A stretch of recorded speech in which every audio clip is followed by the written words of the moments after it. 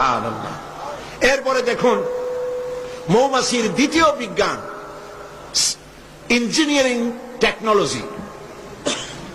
মৌমাছি বাসা বানালো, সেই বাসা 6 কোণ বিশিষ্ট চেম্বার, এক একটা চেম্বার 6টা কোণ। লক্ষ্য করে দেখবেন, সমান মাপের 6 কোণ বিশিষ্ট চেম্বার তৈরি করলো, লক্ষ লক্ষ চেম্বার। অথচ তার কাছে জ্যামিতি বক্স ছিল না, তার কাছে মেশিন টুল ছিল না।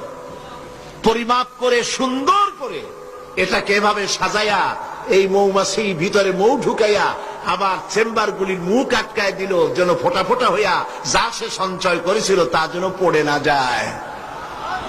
এই যে বাসা বানাইলো, এটা হলো তার ইঞ্জিনিয়ারিং টেকনোলজি। এই টেকনোলজি আরো যদি দেখতে চান, বাবুই পাখির কাছে যান।